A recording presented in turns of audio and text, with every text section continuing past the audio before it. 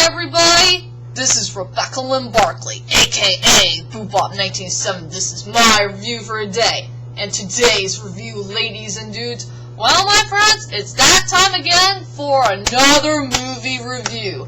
And this time, for the very first time in my life, I'm gonna do my very first Chinese Asian movie. And I will say for this Chinese Asian movie is one of the best.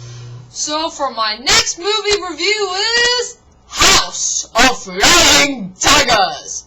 And this is one of the best Chinese Asian movies I ever watched.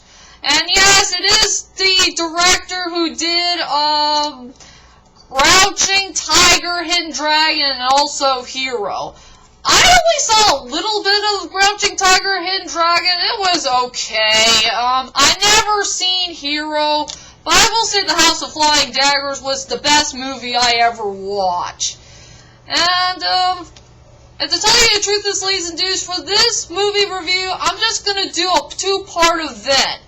For the first half, I will tell you about the plot of the story and the strongest points and the weakest points of the film. And for part two, I'm going to explain about the characters and my final thoughts of this movie.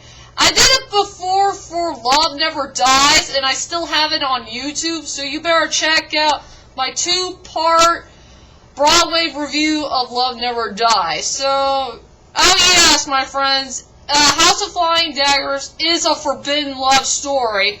One of the best forbidden love stories that came from a Chinese Asian film. So, without further ado, ladies and dudes, let's head on to my 28th movie review of The House of Flying Daggers.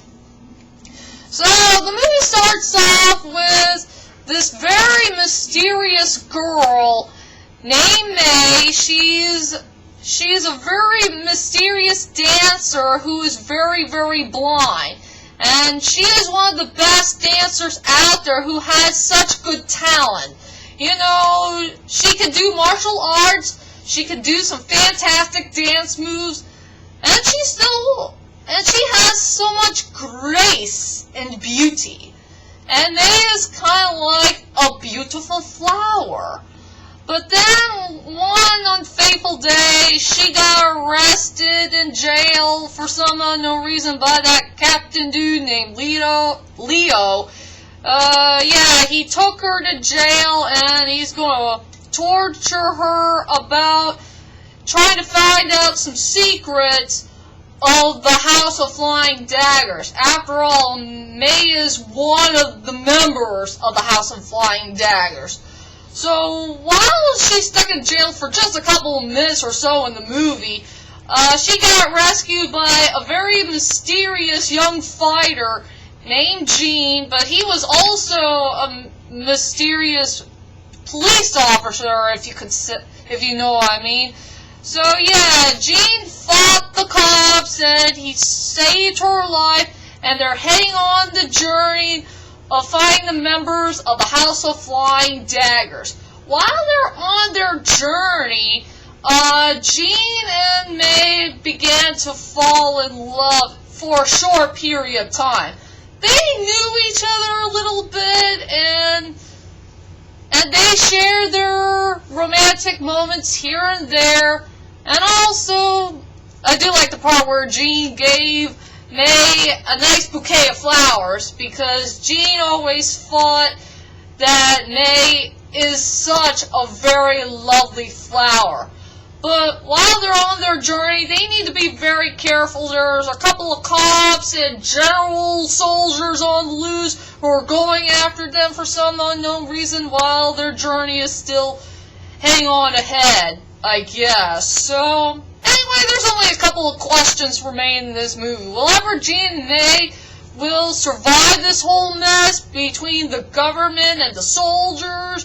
Will they ever share their feelings to each other of how much they start to fall in love? Or what's going to happen later on in the movie where there's some big giant plot twist going on in the movie called The House of Flying Daggers?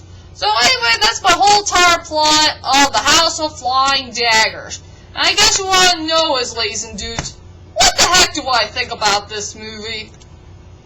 I will say I really do love this movie.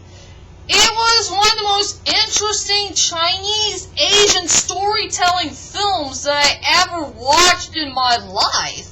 It's a pretty darn good movie. I do enjoy the storyline, I do like the characters, I love the drama, I love the romance, I love the action, martial arts, the score. I love all the above.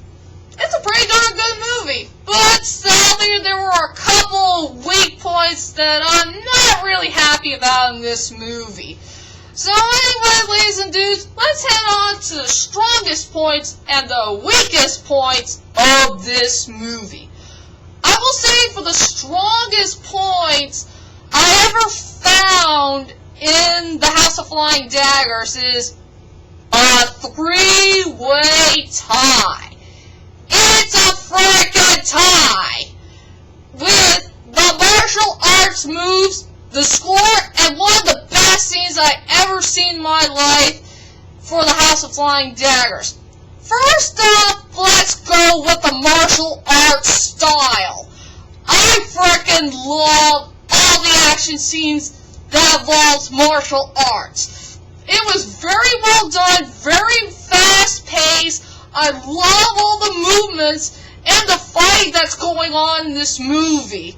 My most favorite martial arts style I enjoyed the best in this movie is the part where Mei is doing a little test of seeing this game called the Echo game, and she needs to use her long sleeves to see which one of those beads went to those drums, and she has to use her long sleeves to find that beat that she heard in her ear.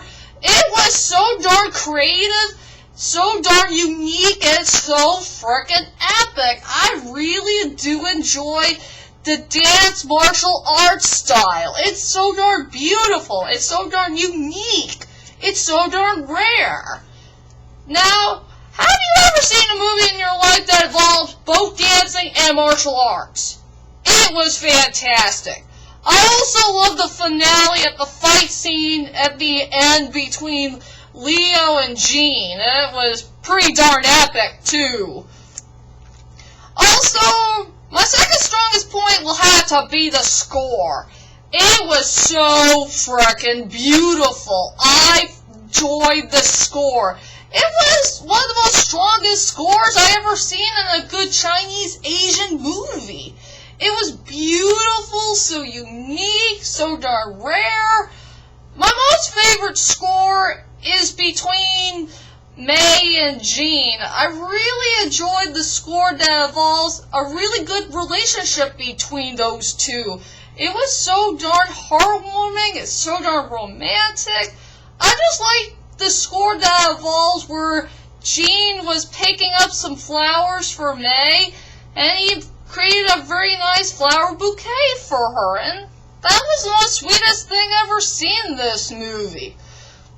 And for the third strong point I enjoyed in this movie is the sex scene between Jean and Mei. I will say when I watched that sex scene, that was one of the best sex scenes I have ever watched. I can't believe it. They just had sex in the grass. I mean,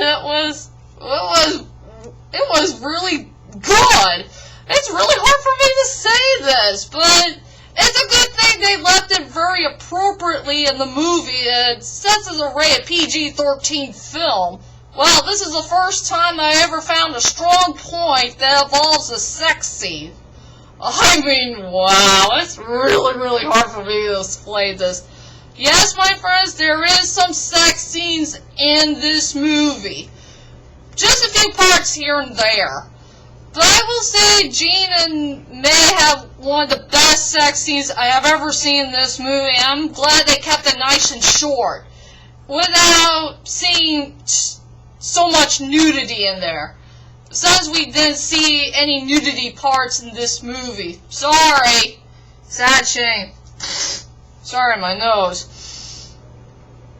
So those were the strongest points I ever seen in this movie. let's go on to the weakest points of the movie. And sadly, I only found 2 main weak points that I found in this movie. That is so frickin' bad. The first problem I have with this movie is the part at the near end of the film. It's the part where these soldiers who came from the general soldiers are going to get ready to face the members of the House of the Flying Daggers, and they never shown the full battle. It really does suck. I really want to see how will the House of Flying Daggers will face so many soldiers that came from the Chinese general.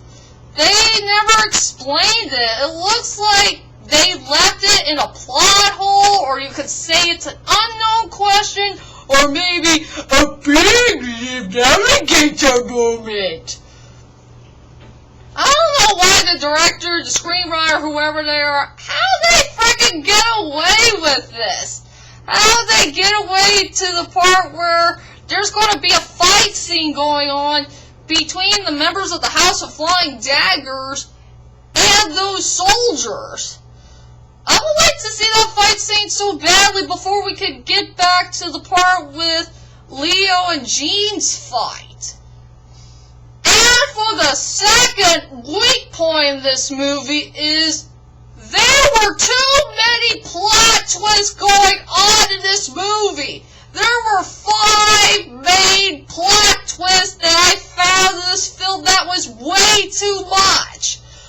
One of the biggest problems I have with this movie, there were 3 main plot twists in one frickin' scene. I was so darn surprised to see it. And I will go ahead and spoil one plot twist. I don't want to spoil the rest of the plot twists of this movie, but the one main plot twist is that Leo is in love with May. And I was like, what? You gotta be kidding me! Are you sure? Leo's frickin' in love with May? How did that happen? It didn't make sense. Well, it did explain a little bit of the background story of Leo's past. I was frickin' surprised about that. So, like I said, there was too many plot twists going on in this movie. This director guy put too much plot twist in one good film. So I wish they should tone down the plot twist and just focus on the story a little bit more. But overall, I still love this movie, and